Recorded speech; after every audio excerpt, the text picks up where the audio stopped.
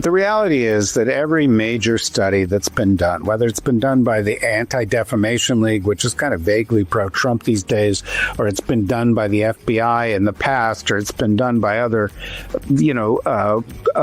legal specialists, show that most of the violence that's done, political violence in the United States, comes from the far right. I'm Joanna Coles. This is the Daily Beast podcast. What an extraordinary week it's been in America. Is this a watershed moment? We're here to discuss. Hugh Dougherty, our executive editor, who's been monitoring our incredibly busy news coverage over the last few days, and the brilliant David Rothkopf, former member of the Clinton administration and a former editor of Foreign Policy magazine, who's well-sourced throughout DC and who can shed light and always brings a very helpful perspective on really the remarkable events of the last few days.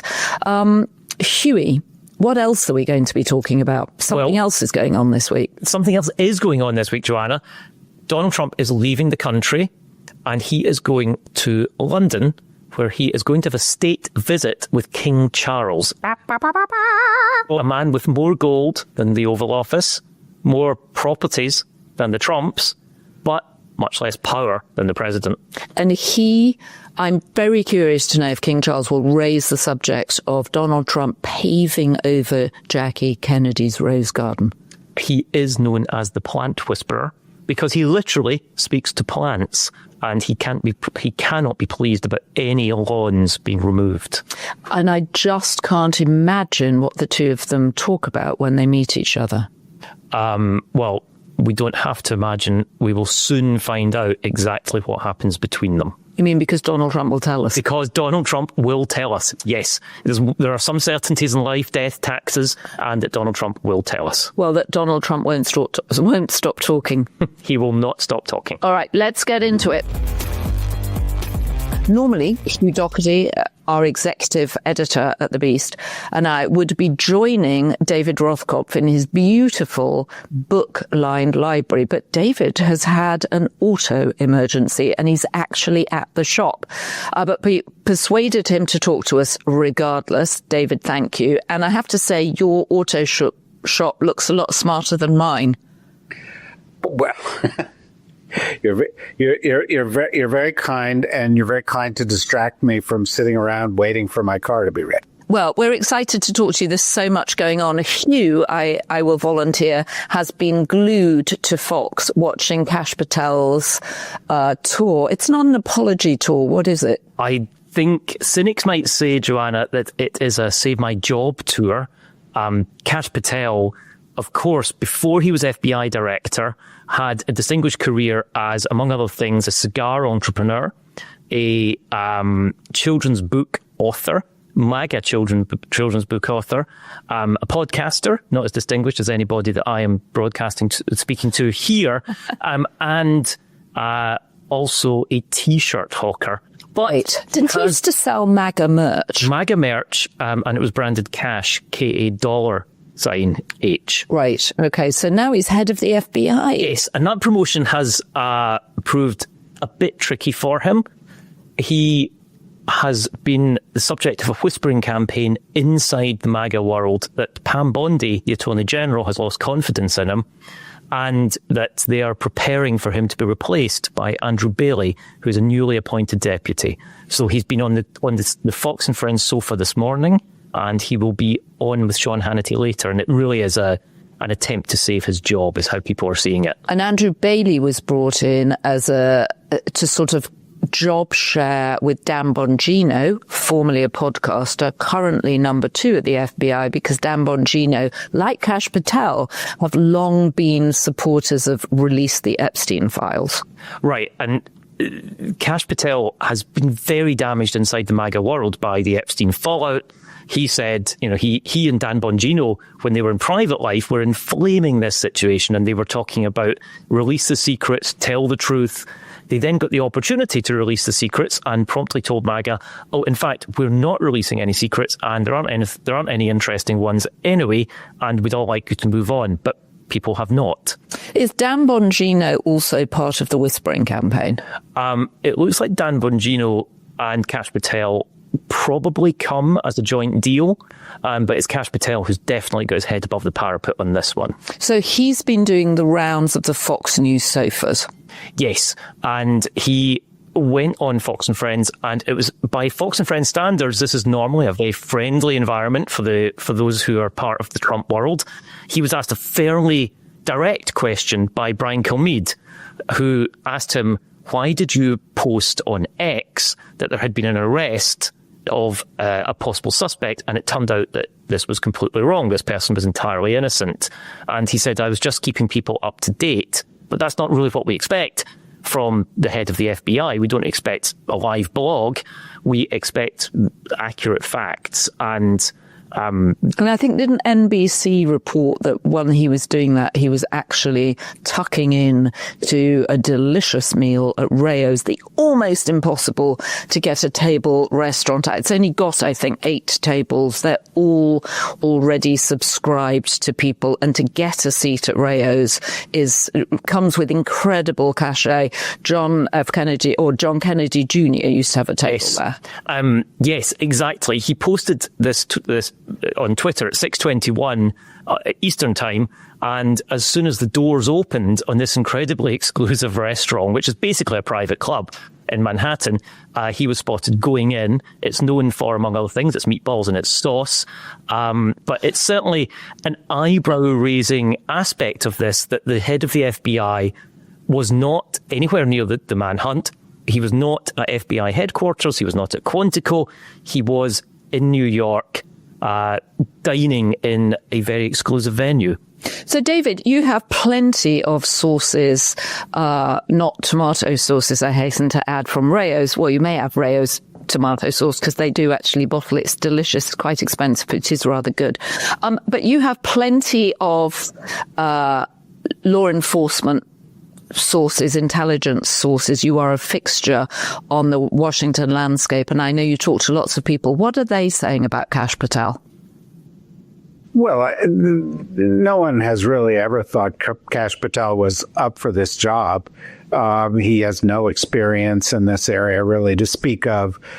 He was primarily seen as a provocateur and as a podcaster. Earlier you mentioned that Pam Bondi is losing confidence in him.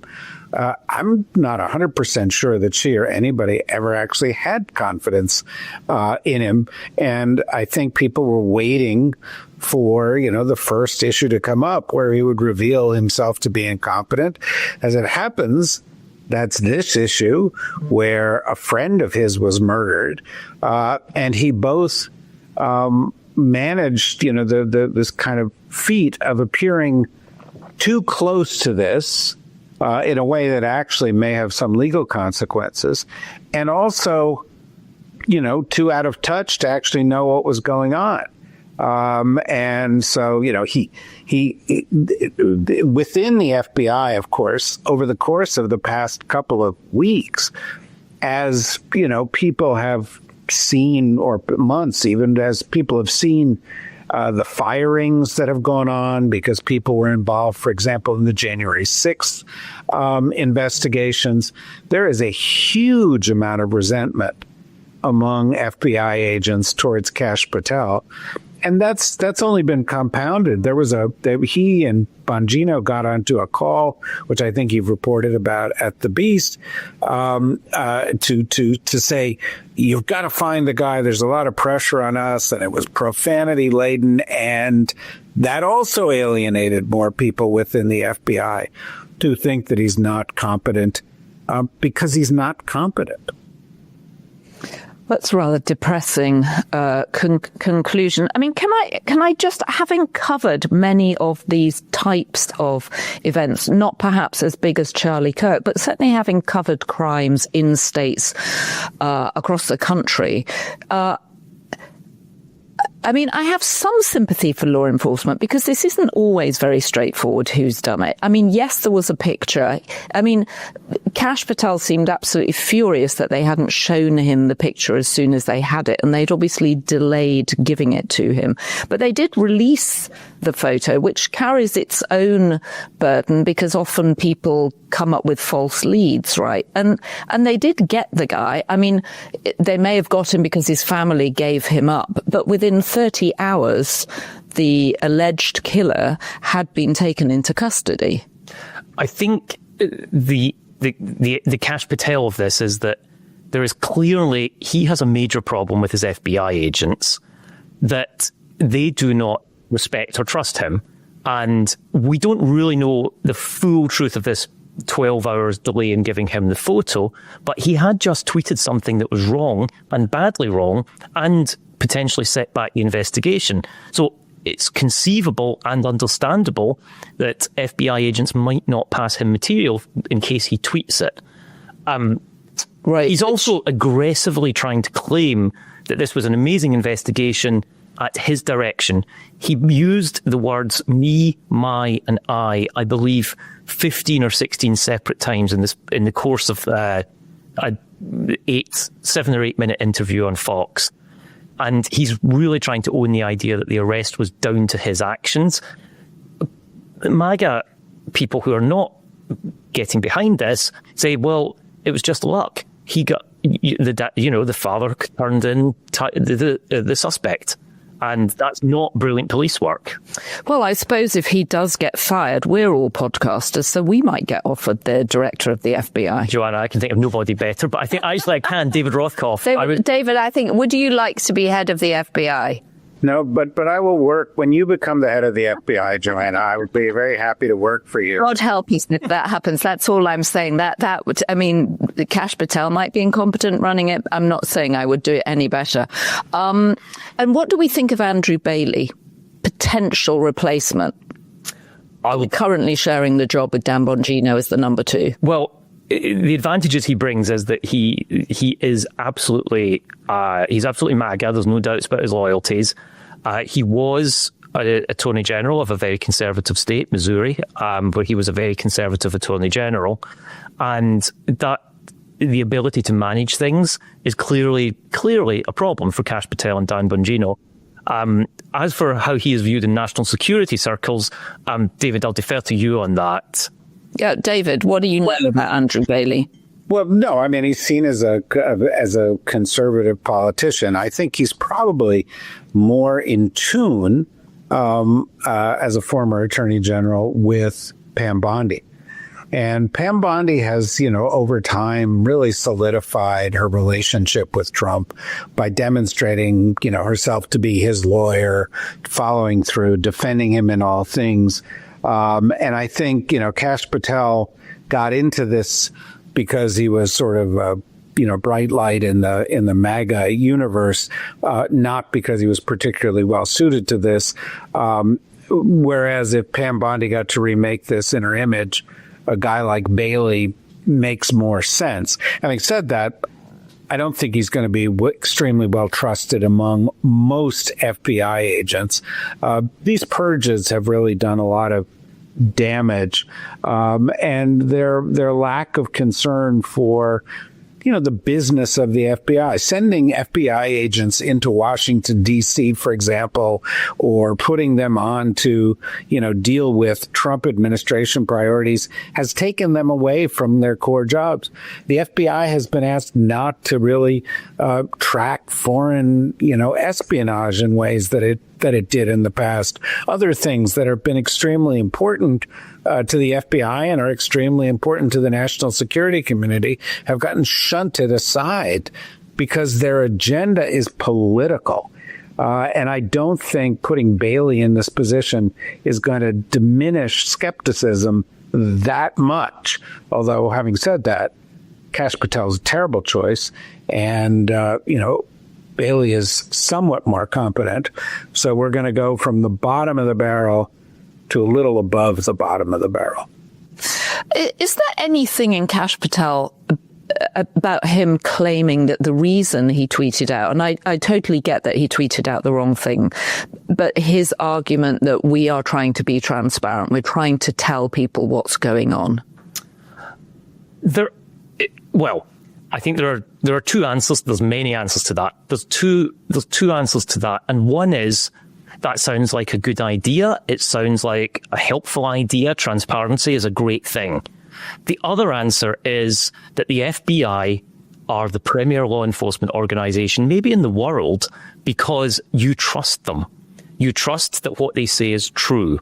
And one of the big problems that Pam Bondi and her prosecutors, specifically in Washington, D.C., are finding is that they can't get indictments past grand juries on their chosen causes. And the diminution of trust in the FBI is extremely dangerous. And the reason not to be transparent in real time is because you need to be sure it's true and it's right and it's accurate, because people need to trust the FBI. And if people stop trusting the FBI, then they can't, it attacks the basis of prosecutions. It's a difficult path to go down for an organization that spent, David, you will have far greater historical context on this than I do, but 50 years ago, it was in a disgraceful position after J. Edgar Hoover and after Nixon. And it really has clawed its way back and made itself an organization people trust. Yeah, it certainly has improved its reputation from the days of J. Edgar Hoover.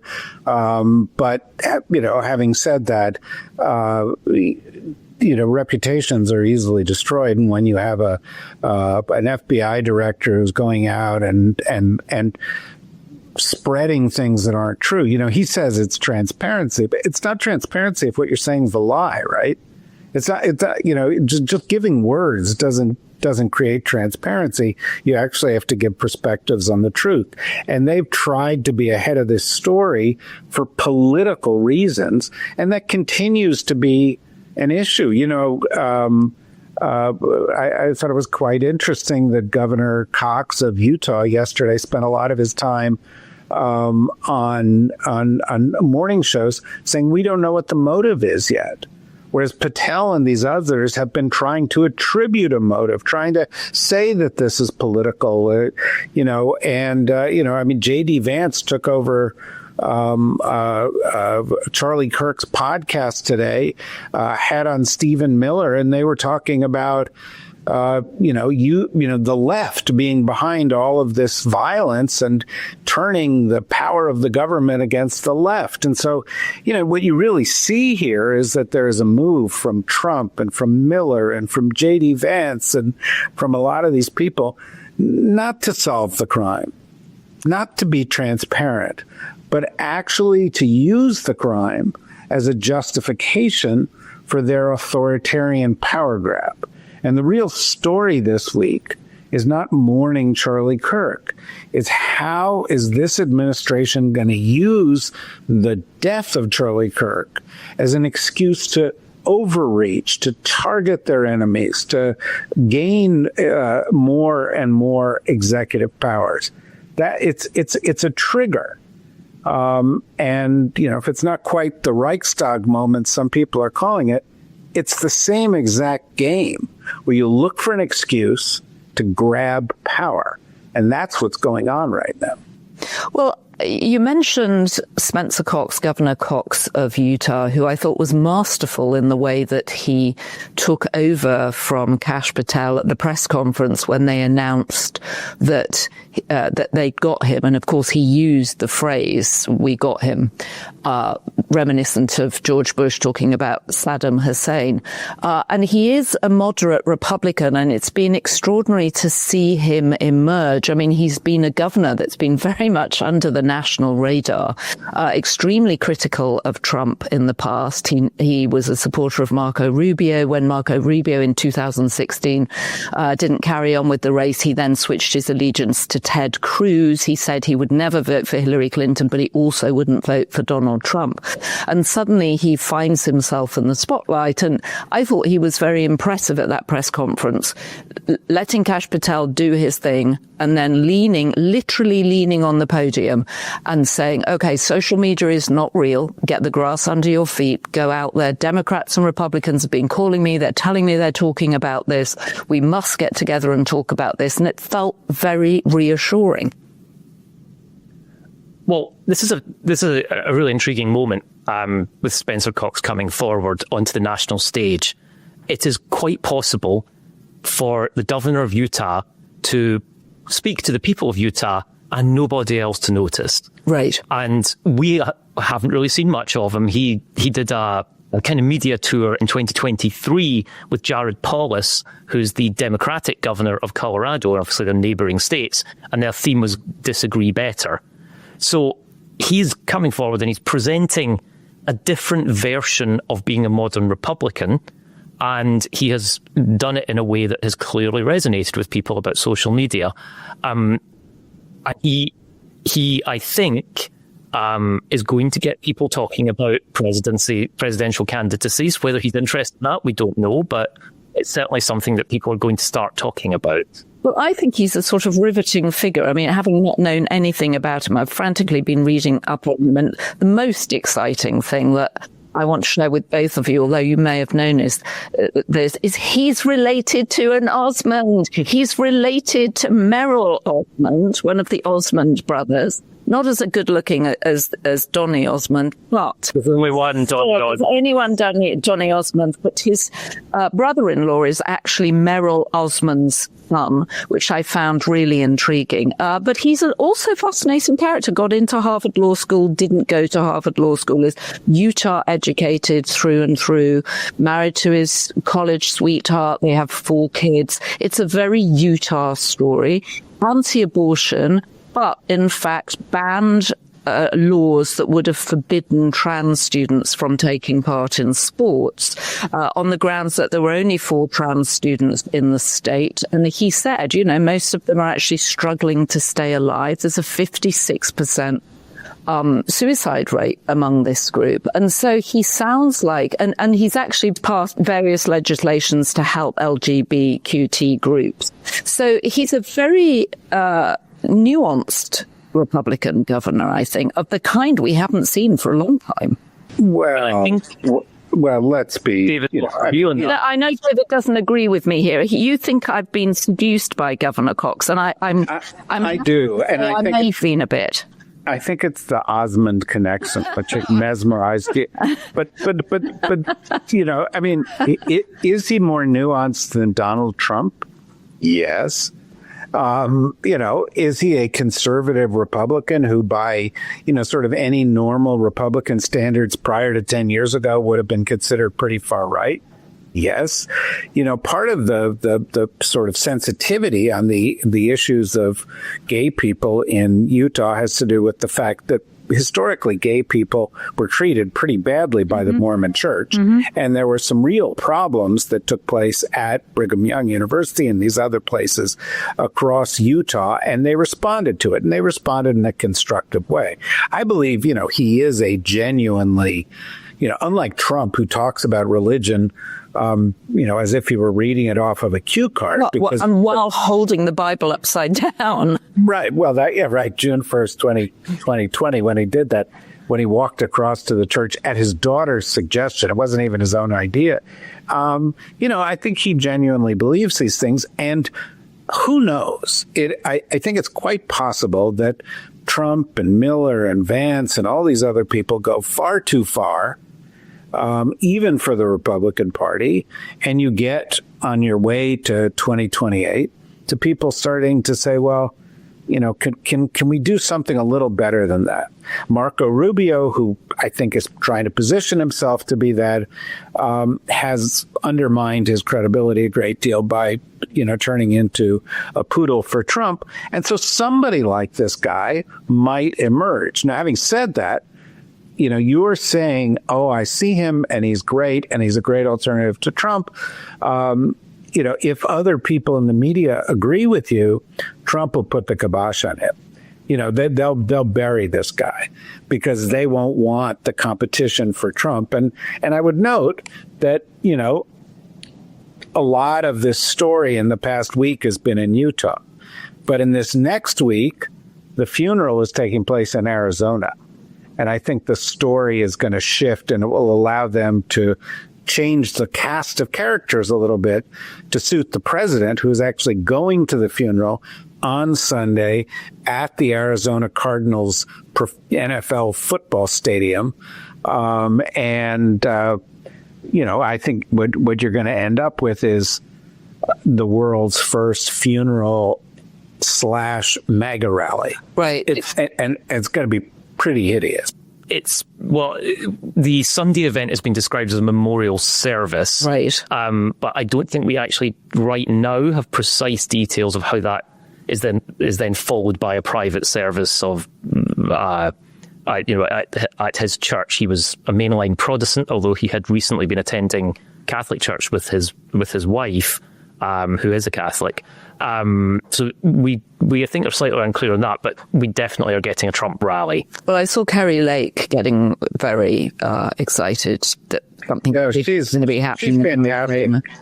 She's fantastic, isn't she? She was saying that the reason this guy killed Charlie Kirk was because he was corrupted by college education, and that mothers should not send their children to college because they could end up being killers. Well, as a mother, I would say that if I would be nervous about having a child go to that rally, actually.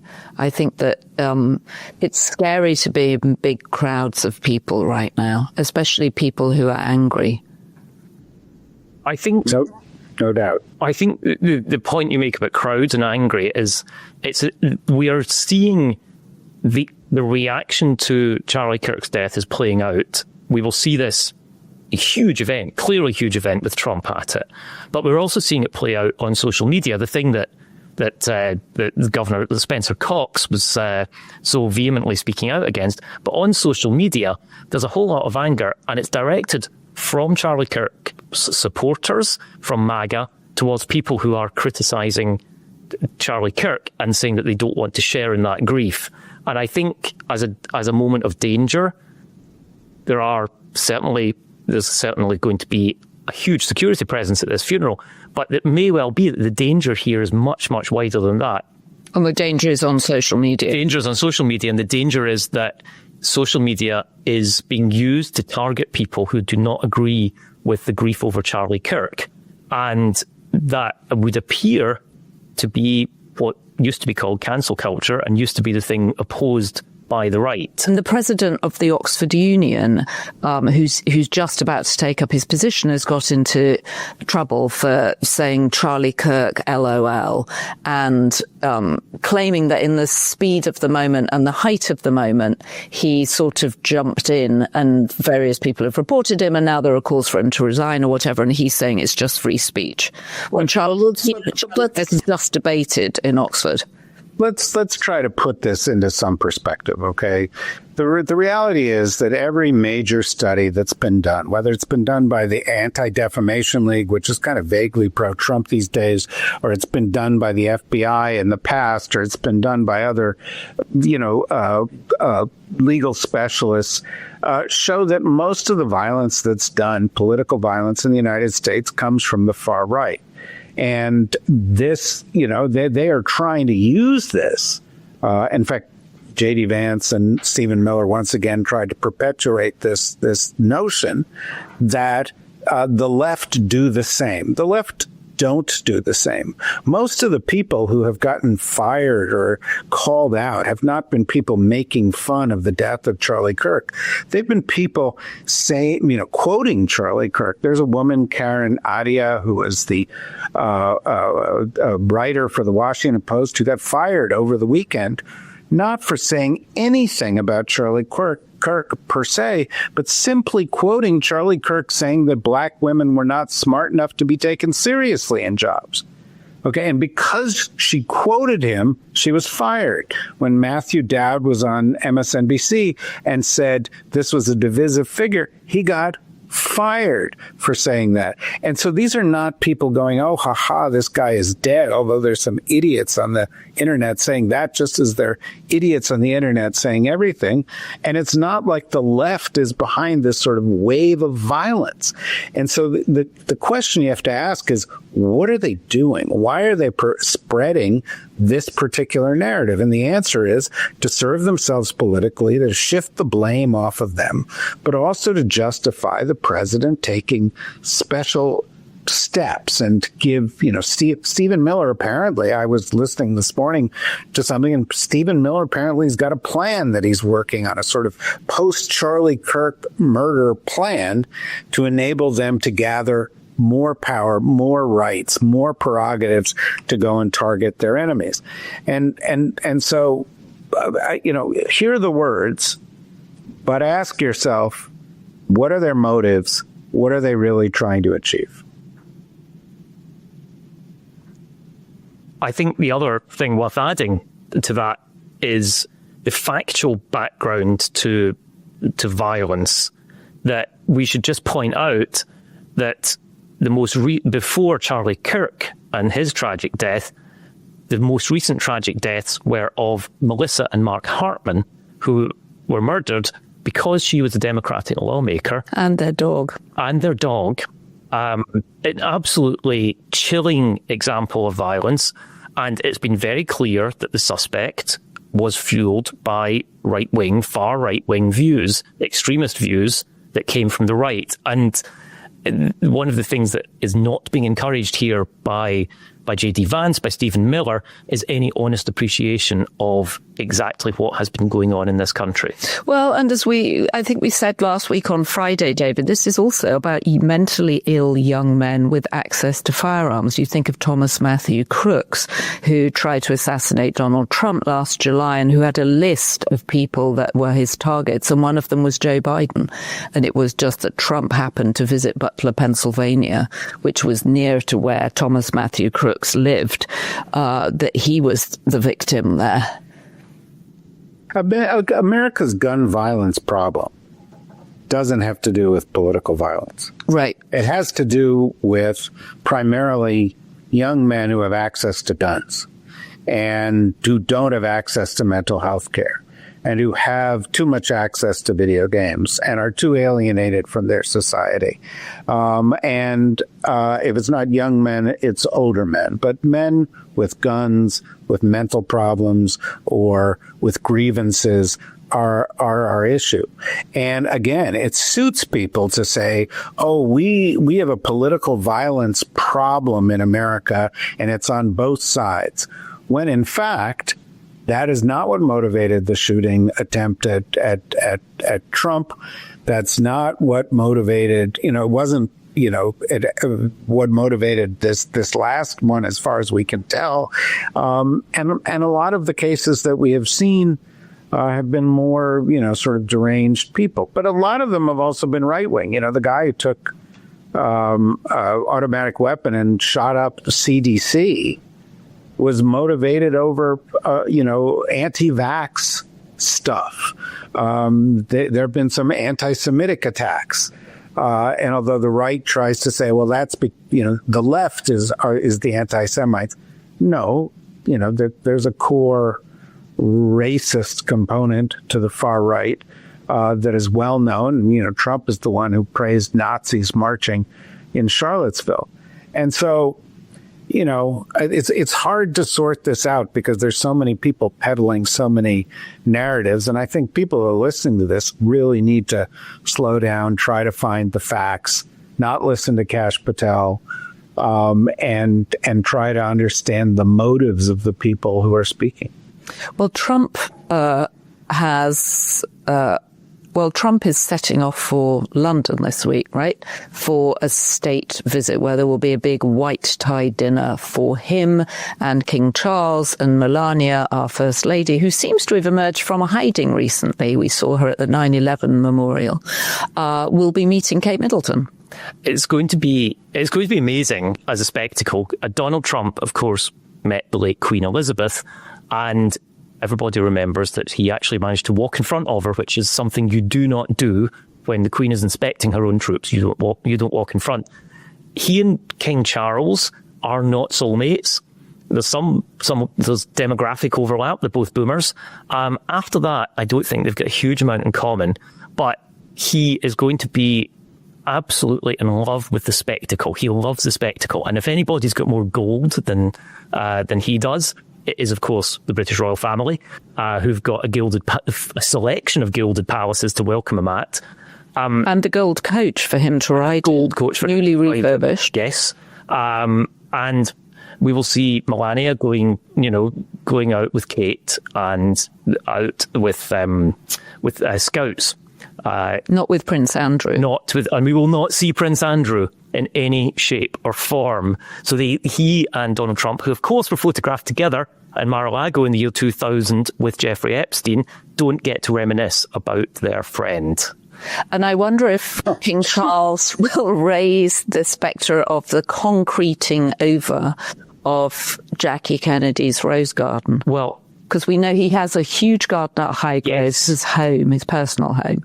And he's a massive supporter of, obviously, wildlife. He was banging on about climate change before anybody cared. The environment, I should say. The king is such a dedicated gardener that he speaks to his plants and his trees. More than he does to his gardeners. This was a recent story that 11 out of 12 of his gardeners had felt that he wasn't treating them as well as perhaps he could have done. He is apparently a bad boss, so maybe he and Donald Trump can bond over some aspects of that. Right, no word from the flowers on what they think about what he talks about with them. David, I'm sorry if this is all getting very English for you, but we grew up understanding that King Charles, as he is now, certainly Prince Charles, then used to talk to plants.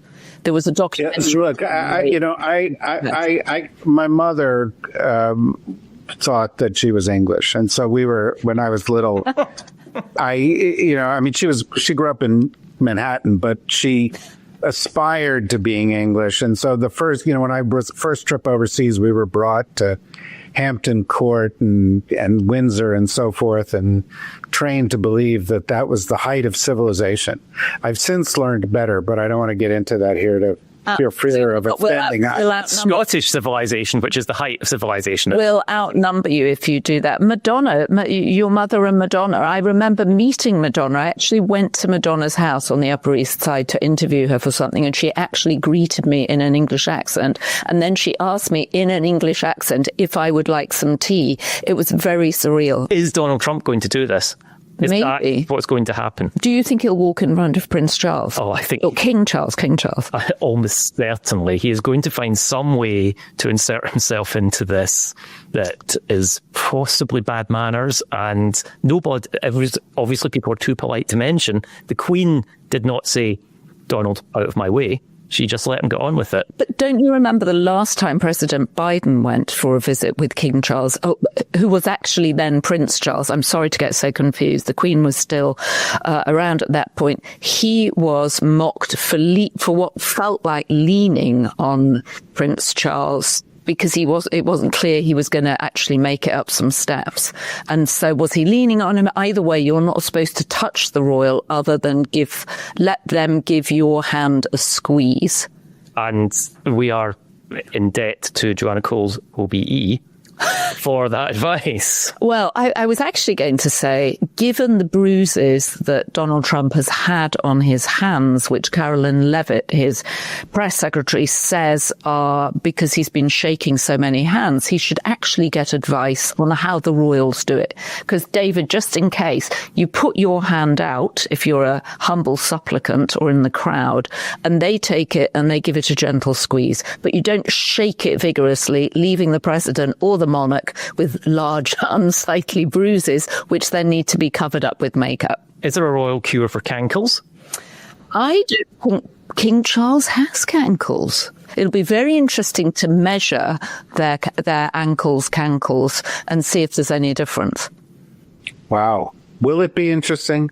Well, are these people really interesting? Fair point, David. I'm sort of more of a product of the Monty Python upper class twit view of this whole thing, and we have these ridiculous sympathy in here for that. Yeah, and you've got a lot. You've got these ridiculous people, and I think one of the things that we shouldn't lose sight of here, with Donald Trump going off to be ridiculous with these ridiculous people, is the ridiculousness of it all. Because, Donald Trump, what he's trying to do right now is collect all the possible perks of presidenting that he can. I'm going to go and be greeted by these people, and I'm going to live in a gilded room, and people are going to treat me this way, and I'm going to build a ballroom with 900 people, and it's there. And the whole idea of the ballroom is so that 900 people celebrate him. And what could be, where do you learn how to treat ridiculous people ridiculously? But in England, with the royal family, which is a vestige of this kind of idiocy that should long ago have disappeared. But of course it hasn't, because, it's entertaining. But I'd also say there is a fairly serious lesson, and David, you're absolutely right about the supermarket sweep of presidential chotskis that he's been amassing. But he's also trying to amass power. And gilding the Oval Office is funny and revealing, but what we are definitely seeing is that there is an opportunity presented by the death of Charlie Kirk that Stephen Miller has outlined that he's drawing up a plan. It's of a piece. And yet there is still the spectre of Jeffrey Epstein lingering, and one thinks of now the incredibly complex logistics of this visit to the UK, which have been wildly disrupted by the resignation of Peter Mandelson, the British ambassador to Washington, who was in charge of this trip and in fact was frantically trying to make sure that all went well, and who's now out of his job because of the birthday book in which his 4-page letter with photos to Jeffrey Epstein was laid bare for everybody to see. And he said, Jeffrey, you were how? So I'm expecting a bump in logistics. Well, I think you put your finger on what is the real story here, which is the Epstein subtext with Prince Andrew and with Mandelson and with Trump and with the whole royal, all the turmoil in the royal family around Prince Andrew's experience there. So, hopefully that, that'll attract some of the attention here. Trump's just going to want a break. He just wants a break from all the miserable stories that he's had to deal with. And, of course, who knows? Maybe the actual British government will show up there. But I do want to say one thing before, before you collect your car, well, yeah, that probably won't happen anytime soon. But I do. Before our live stream, the price of admission to hear Hugh say tchotchke with a Scottish accent is worth it. It's always worth it. David, I get that thrill every day. Please go and collect your car. Thank you very much for giving us perspective and wisdom, as always. I always like to remind people you served in the Clinton administration. You were the editor of Foreign Policy magazine, and you bring such wisdom to everything you talk about. And there were lots of wonderful comments about your perspective last week on YouTube, which I'm sure you haven't read because you are a modest man. But if you go and read them, I think you will feel cheered. You're very kind. I'm not sure what this YouTube you speak of is. But all right, David, go and get your car, drive safely, and we will see you soon. See you soon.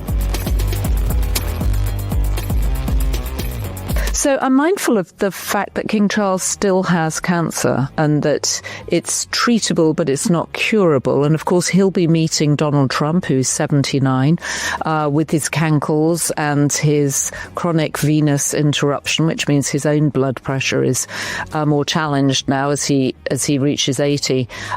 Two old white guys hanging out together, both with a lot of power. Two old white guys, indeed, both with, certainly the president has a lot of power. The king technically doesn't have a lot of power, thanks to hundreds of years of history. But there will be a completely different perspective on this because we will also see two much younger and incredibly famous women hanging out together. The royal visit, the state visit, will include Princess Kate and the First Lady Melania Trump going to an engagement, as they are called in British royal parlance, with some young scouts, and that's going to be a split screen moment of the old and the young Gare, and I think show people it's kind of an interesting moment. Is it time for some generational change? Do we think that? Why do we think Camilla's not meeting the First Lady? We don't exactly know. Of course, you will meet the First Lady at the white tie dinner, and will formally be there with the king when they welcome them to Windsor Castle. But that engagement of Melania and Princess Kate will, as you say, not feature the Queen. We don't really know much about the Queen's thoughts on Donald Trump or Melania Trump. She isn't a particularly discreet person, but this one, she has clearly has decided not to address that in any shape or form. And this is the second state visit for Donald Trump, which is very unusual, right? Normally the royal family only hosts one head of state throughout their sort of stateship, as it were. And people thought the great thing the British royal family are amazing at is that they will change any rules if it helps them. If you need to divorce your wife, you set up your own church. Henry VIII. If you need to get rid of a problematic king, then you invent the idea of abdication and send him off to France with his American wife, Edward VII. And if you're worried that if you're worried about the perception that the male firstborn must be king, then you can change the rules. So if Prince William and Princess Kate had a girl, she would actually have been queen. As it happened, they had a boy. So another rule seems to have been torn up here. It used to be you thought this one head of state from another country, in this case President Trump, only gets this big official state visit welcome once from the monarch. But rather handily, there have been two monarchs for Donald Trump's presidencies. Oh, so of course the Queen oversaw the first visit, yes. The King. And I was I was remembering the moment when Keir Starmer produced with a great flourish when he was sitting to Donald Trump's right, I think, in the White House, in the Oval Office, a letter from the King.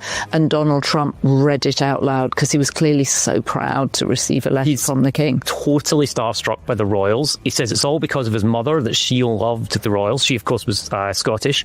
And obviously followed the royal family from 3,500 miles away. But yes, he is absolutely starstruck by the royals. They've got way more gold than he does. They've got way more properties than he does. And they don't have it anymore, but they used to have way more power than he does. And I will say they throw a better parade. They throw an excellent parade, and he will be taking notes, I think, back when he sees it in action. Well, something we'll look forward to. He was starstruck by the royal family. I was starstruck by the Osmonds. They are royalty too, in their own way. Royalty. And they're a big family, so there's an Osmond for everyone. There is an Osmond for everyone. If you have been, thank you for joining us. Feel free to leave us a comment on YouTube. And much more excitingly, join the Daily Beast community on YouTube, where you get all sorts of extra content. And Michael Wolf, that is, and I'm sure we'll try and persuade David Rothkopf too, to answer some of your comments. Hugh, what else do I need to say? If you join the membership scheme, then I will translate for people who didn't understand me. Okay, fair. Although now we can get those Apple headphones that give simultaneous translation, which, myopic observers of the Daily Beast podcast may want to employ. That's a big threat to my unique to my unique appeal, I think. I thought being not understood was why people were subscribing. So subscribe to the Daily Beast, dailybeast.com. Subscribe to the podcast, Apple, Spotify, YouTube, wherever you get your podcast. We'll be back tomorrow with another episode of Inside Trump's Head with Michael Wolf. He is still in London. I wonder if he's trying to jostle himself a ticket to the state dinner. Is he there for a state visit himself? Maybe he is. And of course, as our First Lady, who's emerged from hiding, would say, be beast. And thank you to our production team, Devin Rogerino, Anna Von Usen, and our editor, Jesse Millward.